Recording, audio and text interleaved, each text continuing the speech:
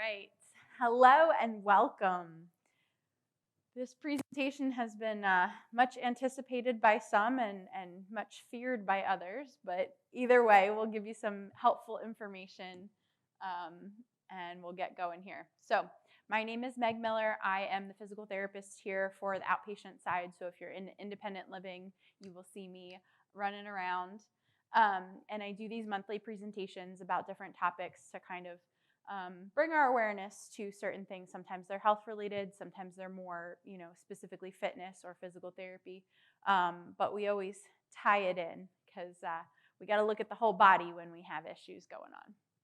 So today we are going to talk about caffeine. So we're going to talk about all different kinds of, things that have caffeine in them, obviously mostly drinks. And we'll talk about different levels of caffeine and things. So we're going to define and understand what caffeine is. We're going to explain the science behind how caffeine works in your body.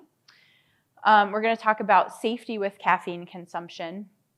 I have a handout, and for those of you at home, I have handouts available in the fitness center.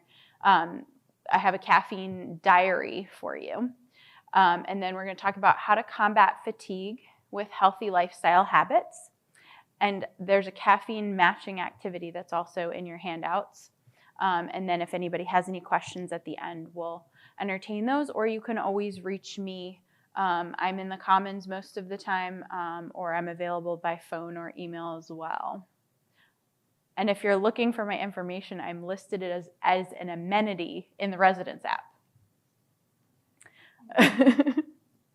I'm an amenity.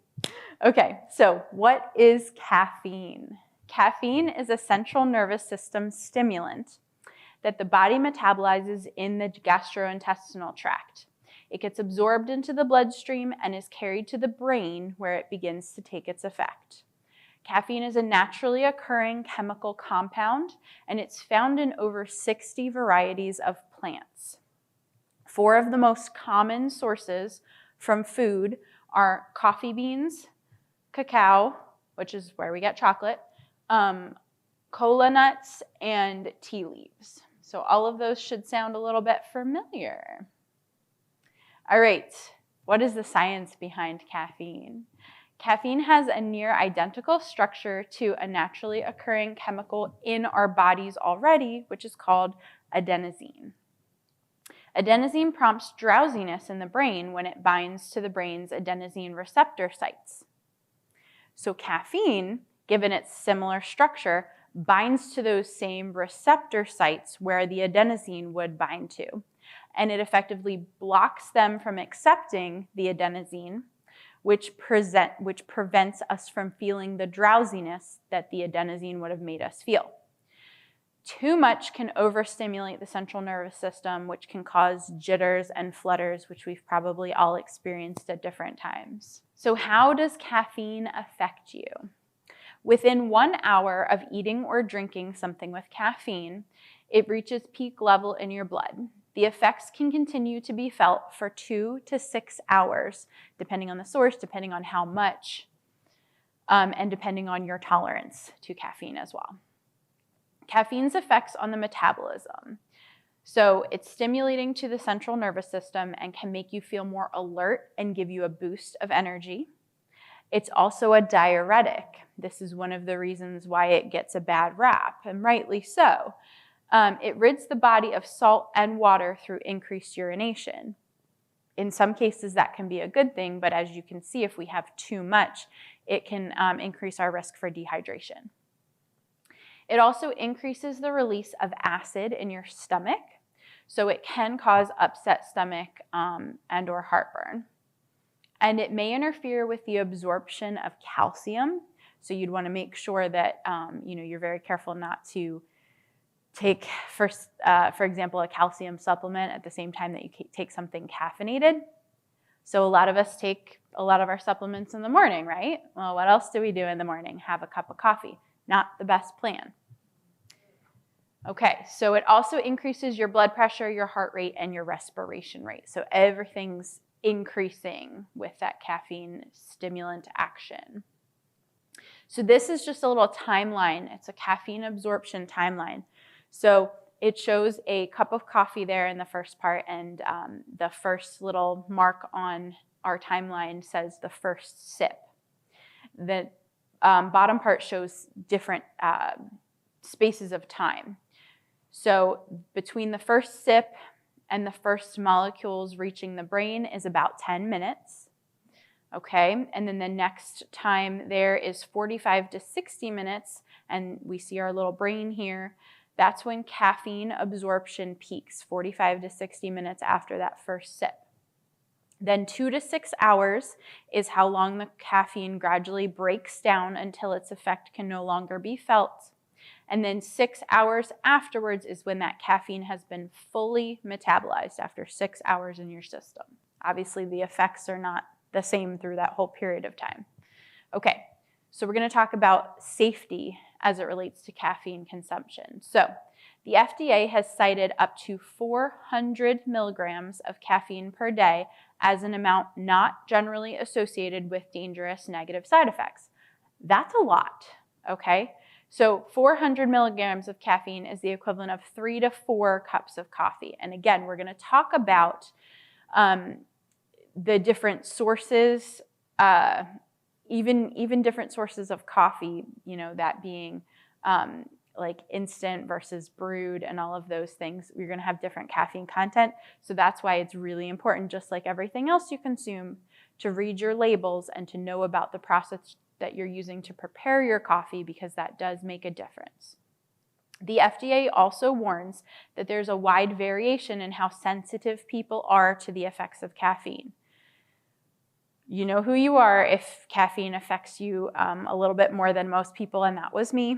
So I actually made a choice to be totally sober off of caffeine. I haven't had anything caffeinated in the last year and a half. And so I have been working on natural sources to boost my energy and other things that are better choices. Now, I am not telling you that you need to do that. Everybody needs to make decisions for themselves. I'm just telling you, I can vouch for the fact that it's possible.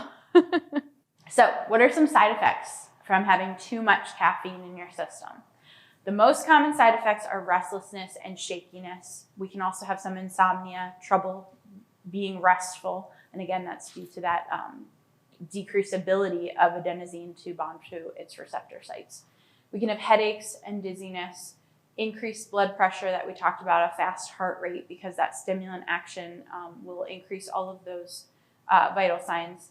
And then dehydration because of the diuretic effect, anxiety, again, rolled into that stimulant effect, and then dependency, because like anything that we consider to be a drug, we can have a risk of dependency, and then also that changes the effect of that stimulant in our system. Because if you always drink 2 cups of coffee every day, that is going to be the level of caffeine that you need in order to get the effects from it over time. Okay. And then this says, had too much, don't consume any more caffeine as your first thing. Then you want to drink plenty of water, right, because of the diuretic effect of the caffeine. And then also, if you drink more water, it's going to help to flush the caffeine out of your system, help your body to process it more quickly to get rid of it. We want to replace electrolytes. So we talked about how caffeine is a diuretic.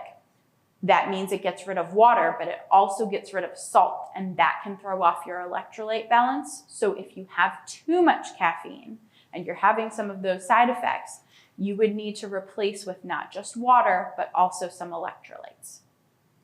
You can take a walk because, again, if you get your system working, it will help to metabolize that caffeine faster. And then practicing deep breathing techniques can also be helpful. And that's helpful anytime you feel a little bit anxious for any reason, right? Okay. So now we'll talk briefly about a caffeine sensitivity versus a caffeine allergy, because there are those people out there that cannot tolerate caffeine. A caffeine sensitivity is defined as experiencing an overreaction to caffeinated beverages, even when consumed in small doses. So again, those symptoms that we talked about earlier, jitteriness or shakiness, a headache, heart palpitations, diarrhea, insomnia, anxiety, irritability, or urinary urgency.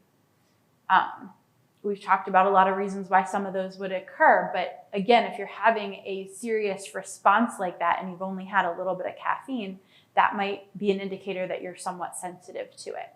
And then a caffeine allergy is defined as a specific immune response that causes a release of antibodies and histamines into the bloodstream, which can be life-threatening. So just like any other allergy, especially to something you're consuming, there's a risk with that. With allergies, we have to be careful because increased exposure to the allergen usually triggers a greater response each time there's exposure. So symptoms of that would include similar things to any allergy: itching or tingling in the mouth because that's where we've ingested it, sneezing or congestion, itchy red eyes, a skin rash or hives, cramps or pain, swelling in the face and mouth, and difficulty breathing or swallowing. If you had any of those symptoms that came on quickly after eating or drinking something, whether it had caffeine or not, obviously you would want to seek medical attention. You'd want to call your doctor, but in most cases with something like this where you're getting itching, sneezing, red eyes, skin rash or hives, any of those things, best thing would be to take an antihistamine as well. Of course, consult your doctor. But that's just kind of some general safety if you're having something that looks like an allergic reaction. Okay, caffeine intake and specific health conditions. There are certain conditions as well as medications that can make people more sensitive to the effects of caffeine. If you have any questions, you want to ensure that you've talked to your healthcare provider about the safety of caffeine consumption for you, your medical diagnoses, and your medication. Something that some people might want to hear about, and most people want to stick their fingers in their ears. That's okay. I'm going to give you the information. You do with it what you will, right? Curbing your caffeine habit. Cutting back on caffeine can be challenging. I can speak to that for sure. An abrupt decrease in caffeine may cause withdrawal symptoms such as headaches, fatigues, irritability, and difficulty focusing on tasks. So a lot of times this is not something we'd want to just go cold turkey on, right? You definitely want to step down. So fortunately, these symptoms are usually mild and they do get better after a few days. There are some tips that I have here. We want to keep tabs, so start paying attention on how much caffeine you're getting from foods and beverages, because some things are sneaky, and just that little piece of chocolate here and there is giving you a little bit of caffeine hit, and if you do a couple within a day, that's actually more than you think you're taking in, so it's something to be aware of. Okay, and then, like I said, you want to cut back gradually. For example, drink one fewer can of soda or drink or a smaller cup of coffee each day to try to get yourself down off of that habit. Or you can go decaf. Most decaffeinated beverages look and taste much the same as their caffeinated counterparts. A great way to start doing that would be to do half calf, right? Things like that can make a difference, but again, you want to do them gradually. You don't want to go all at once. Okay, so I have one of your handouts is the caffeine diary, okay? So it looks like this. You can see it up there, and it's got little pictures of coffee cups there, and it has each day of the week listed, and then there's lines underneath where you can also write. Use this diary to keep track of your daily consumption of caffeine. Like we said, the FDA recommends less than 400 milligrams of caffeine on a daily basis. So if you're having more than 3 to 4 cups a day, you might want to try to switch to decaf or a caffeineless alternative. Even just for some of that would be benefit. This is not an all or nothing thing, okay? You can definitely, there's degrees to this. You want to remember to include any foods that include caffeine, as this contributes to your daily totals as well. Some healthy lifestyle choices to combat fatigue. Here are 7 natural ways to increase energy without using caffeine. Drink more water. Get at least 7 hours of sleep per night. And if you're struggling with that, the first thing is to try to go to bed a little bit earlier. Because oftentimes once we wake up, we're up, right? So if you can try to go to bed a little earlier, sometimes you can get closer to that goal of about 7 hours of sleep. And everyone's different with that too.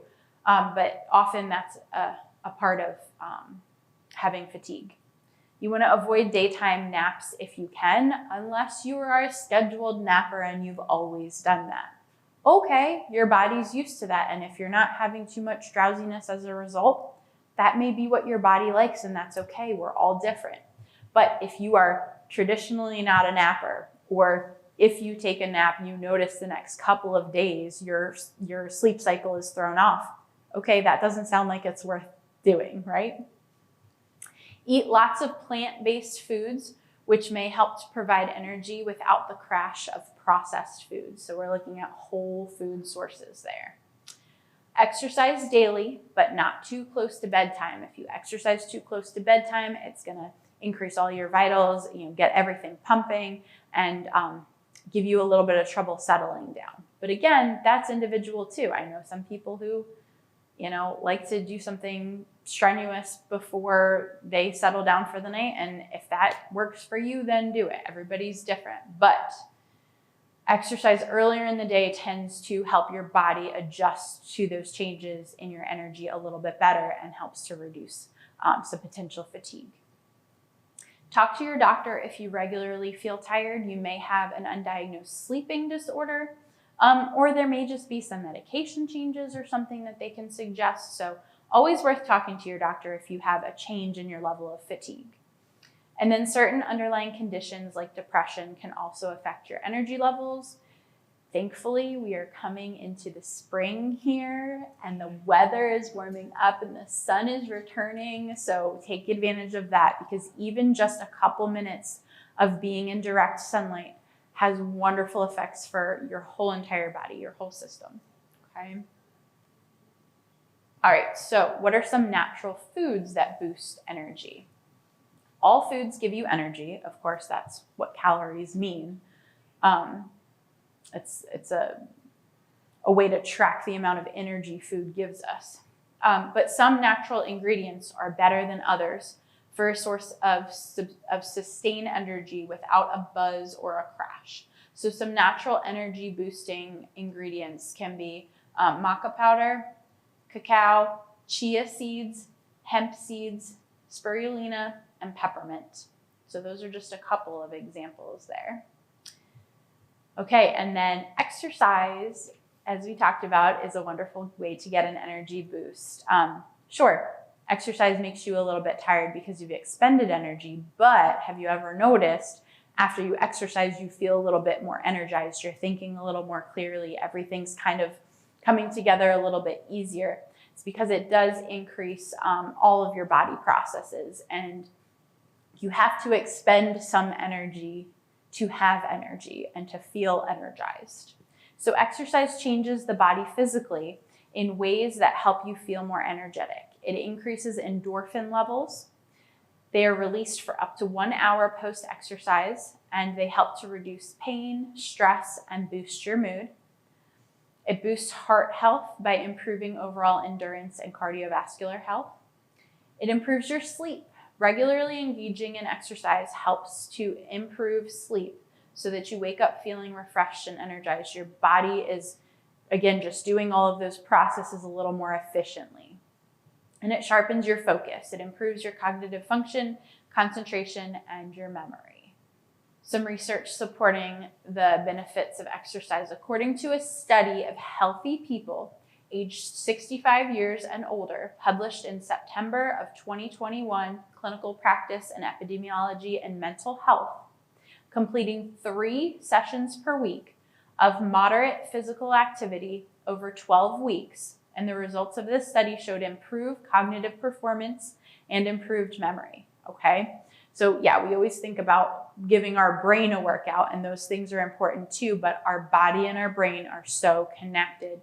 And a lot of what they're thinking with this research is that when we use these pathways of these nerves between our brain and our body, and we make our muscles move, that brain-body connection is using those pathways, and that is supporting increased neuroplasticity or increased activation in your brain, and the more you send those signals back and forth between your body and your brain, the more your brain is able to recall that function, the more efficiently it works for you.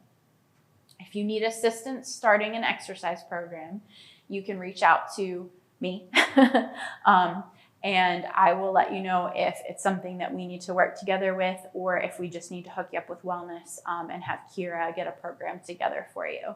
Okay, lots of potential options here on campus. You've got a lot of support when it comes to health and wellness.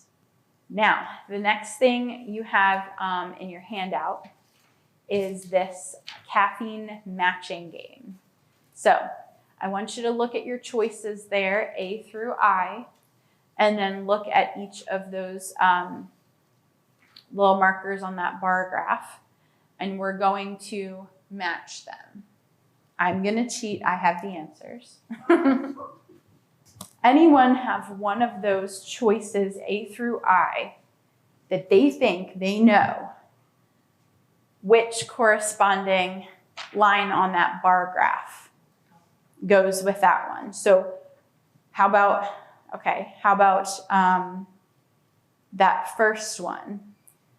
3 milligrams of caffeine. Which of the choices there do you think might have only 3 milligrams of caffeine?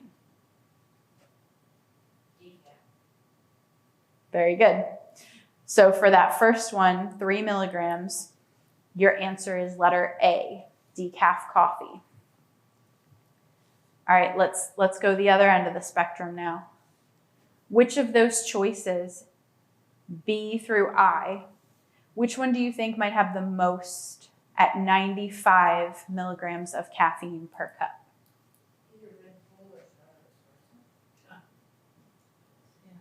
Those are good guesses. Any other guesses? Okay. Coming in at 95 milligrams of caffeine per cup is B, brewed coffee. No. Oh! No. Yeah. So if you brew your coffee from coffee beans in a coffee machine, you have more caffeine content. Okay. Now again, that's going to depend on what product you're using. And if it's already ground, sometimes it has a little bit less caffeine than freshly grounding your beans and all the things, right? All the coffee snob things, okay? But it's worth looking because it will tell you per serving size, and you gotta look at what the serving size is too, but it will tell you approximately how much caffeine is in a cup of coffee that you're drinking, okay? So let's go to another way to do a cup of coffee. Which do you think has, well, those are close. Okay. 82 milligrams per cup is another way to do coffee here. So that is C, your instant coffee has approximately 82 milligrams of caffeine per cup. All right. Now, where did that Red Bull go? Red Bull is F. Red Bull comes in at 80 milligrams of caffeine. Okay, so that's a lot. But if you think of it in terms of comparing that to 1 cup of coffee, oh my, we think of Red Bull as a lot more, don't we? Something to think about. Okay. So those are the ones that are the most. But if we drop back down here, coming in at 45 milligrams of caffeine, what do we think we might be at there? 45 milligrams of caffeine. Anybody have a guess? Or are you going to make me tell you? You are correct, Chris. A black tea bag has about 45 milligrams of caffeine. And again, looking at preparation of your tea, a tea bag versus loose tea, different types of tea. This is talking about black tea, which is typically one of your higher caffeine contents, black tea, okay? If we look at, we'll go ahead and compare to green tea. Green tea is letter E. That one's 20, okay? So it's got a little less than half of the caffeine content of black tea. So your type of tea is very important because the caffeine content is different, okay? If we look at coming in at 40 milligrams of caffeine, anybody have a guess for that guy? 40 milligrams. That's our can of cola. Yeah, that's our soda, okay? Now again, all of your different sodas are going to be different, right? Your colas are going to be different from your, ginger ale, which should be caffeine free in most cases, right? Unless they've added something in it. Okay, so something else to think about. Then you add in the carbonation and that's a whole nother conversation. But anyway, just talking about caffeine today. Okay, so if we continue down that line, at 27 milligrams of caffeine, this one was surprising for me. This one is the shot of espresso. I thought that had more caffeine than that.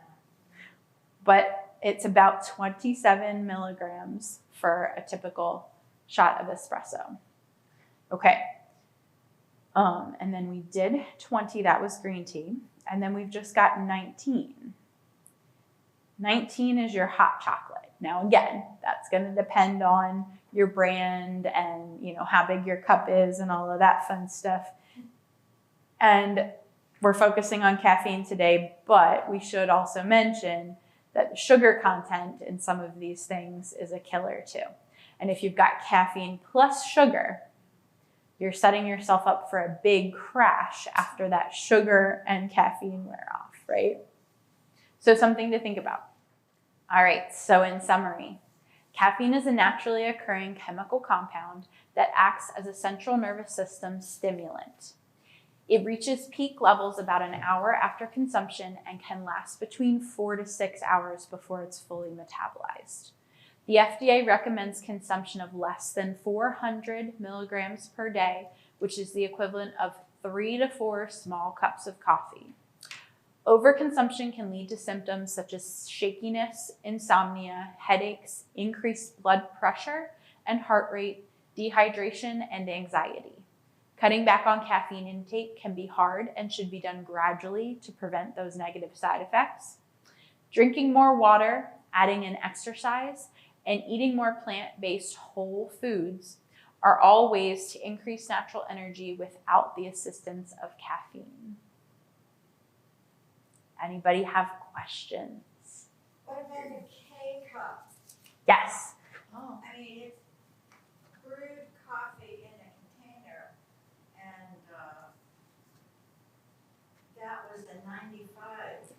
It's going to depend on what type.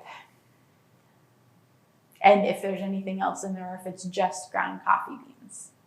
Because that's all. Mm-hmm.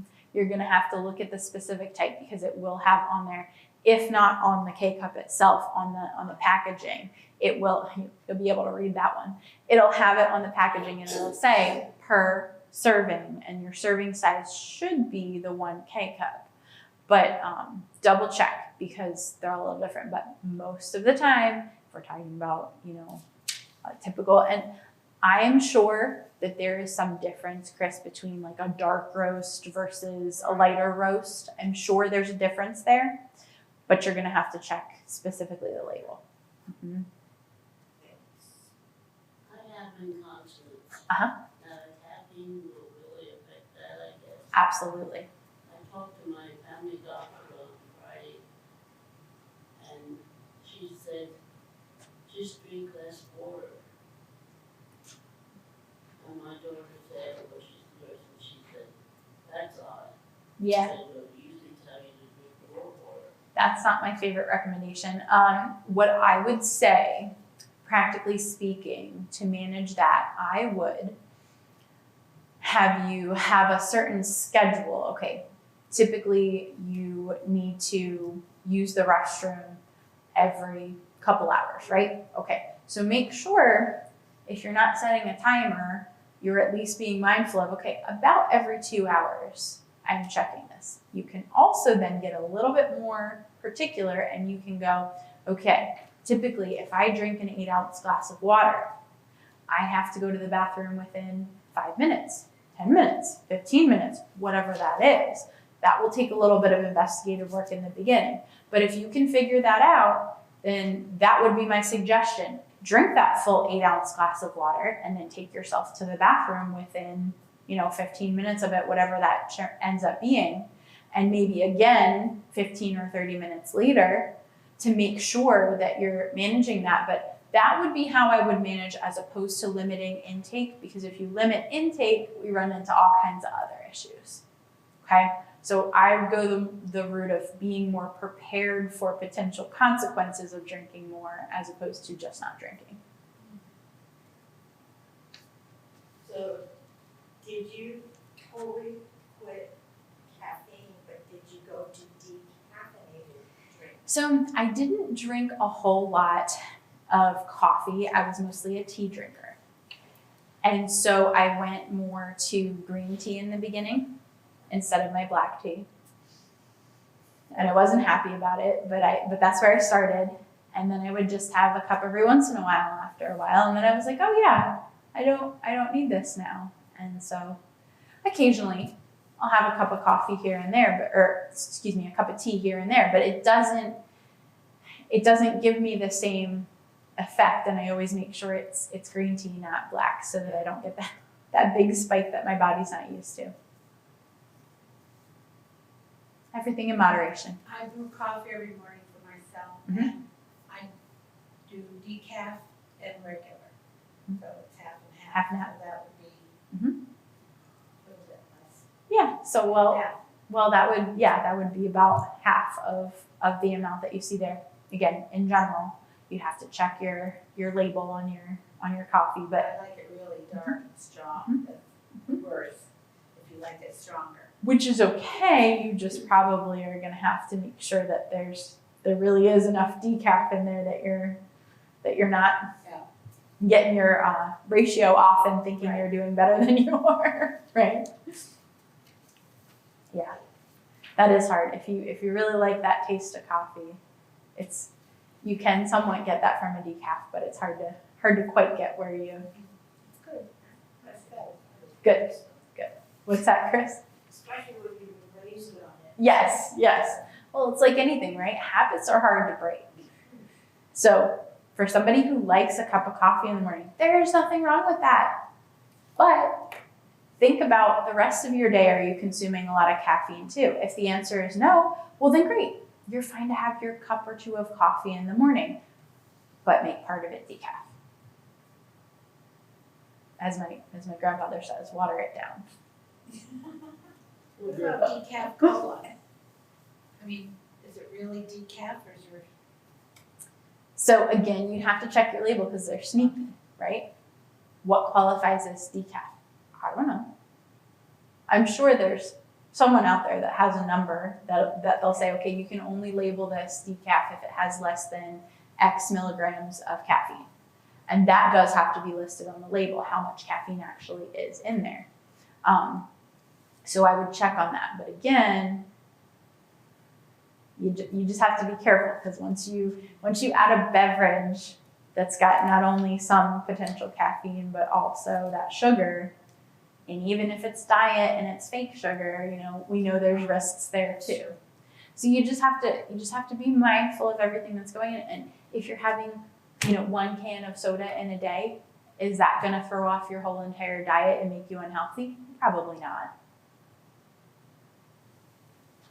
It's all about moderation and knowing what you're taking in, because there's a lot of power in that. If you just don't even look at what you're drinking and what you're eating, well, then it's easy to not be eating well. But if you make yourself look at it, then you can really see with a critical eye, okay, this is good, this is not so good. Okay, I'll only have this, I don't want to have a second can of soda today, I already had one, or whatever it is, right? What are your thoughts on powders that are skinny and thing like that, you add water? Is that much better than soda drinking? Or do I have to read that box and really see? Depends what's in it. It depends what's in it. And it also depends what your body processes well and what you're trying to avoid, and what the rest of your day looks like, right? Because, okay, if you only have one thing that has, some sugar in it, and the rest of your day you're eating a pretty well balanced diet and you're not just eating, cakes and pastries, okay, you might be okay to just have that sugar in your one drink for the day, and that's okay. But if, for instance, you don't handle a certain type of artificial sweetener very well and it's in there, okay, avoid that guy, right? You might even be better off with regular sugar than the artificial sweetener if your body doesn't tolerate it well, or if you don't like how it tastes, or whatever it may be. So you really have to look at the ingredients and say, okay, how is this benefiting me versus how could it potentially be having some negative effects? And same thing so we talked about electrolytes a little bit with the diuretic effects of caffeine. You have to be careful with replacing your electrolytes too, because I wouldn't recommend really to anybody that they go get a Gatorade, okay? Because there's a lot of sugar and a lot of artificial ingredients in that Gatorade, and color, dye, all the things, right? That's not really necessary. I mean, if we're an athlete and we're needing to really quickly replenish all that stuff because we've been sweating heavily, okay, that Gatorade's not gonna hurt you, and you need that sugar that's in there, that's fine. But most of us, even if we're looking to specifically replace some electrolytes, we don't need sugar because we already have that in our diets. And we have to be careful of some of the other ingredients that they throw in stuff just for fun. So, I don't drink instant coffee, but why is that so high in caffeine? So it's probably very similar in reason to why the brewed coffee is, because it's ground up coffee beans, and the closer source you have to the full coffee bean itself, the more caffeine it's going to have. All right, thank you.